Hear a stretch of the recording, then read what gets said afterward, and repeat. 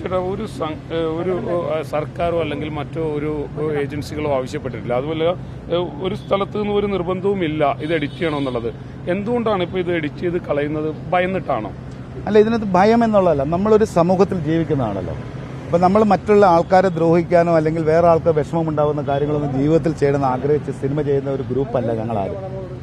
മോഹൻലാൽ സാറും അതെ, പൃഥ്വിരാജും അതെ. എൻ്റെ അനുഭവത്തിൽ ഇതുവരെയുള്ള അങ്ങനത്തെ ഒരു ഇൻസിഡൻറ്റും ഞങ്ങൾക്ക് അറിയില്ല, ഞങ്ങൾ കേട്ടിട്ടില്ല. അങ്ങനെയുള്ളൊരു അസോസിയേഷനിൽ നമ്മൾ പോയിട്ടില്ല. ഈ സിനിമ വന്നപ്പോൾ ഏതെങ്കിലും ആൾക്കാർക്ക് അതിനകത്ത് സങ്കടമുണ്ടെങ്കിൽ ആ സങ്കടത്തിനെ നമ്മൾ കറക്റ്റ് ചെയ്യേണ്ട ഉത്തരവാദിത്വം ഒരു സിനിമാ നിർമ്മാതാവ് എന്നുള്ള നിലയിലും സംവിധായകനും അതിനകത്ത് അഭിനയിച്ച ആൾക്കാർക്കും ഒക്കെ ഒരു ബാധ്യതയുണ്ടെന്ന് വിശ്വസിക്കുന്ന ഒരാളാണ് ഞാൻ.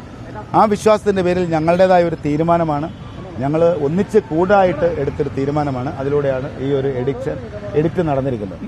അത് 2 മിനിറ്റും ചെറിയ സെക്കൻഡും മാത്രമാണ് ആ സിനിമയിൽ നിന്നും മാറ്റിയിരിക്കുന്നത്. ഇത് വേറെ ആരുടെ നിർദ്ദേശപ്രകാരമൊന്നുമല്ല, ഞങ്ങളുടെ സ്വന്തം ഇഷ്ടപ്രകാരം തന്നെ ചെയ്തിരിക്കുന്നതാണ്.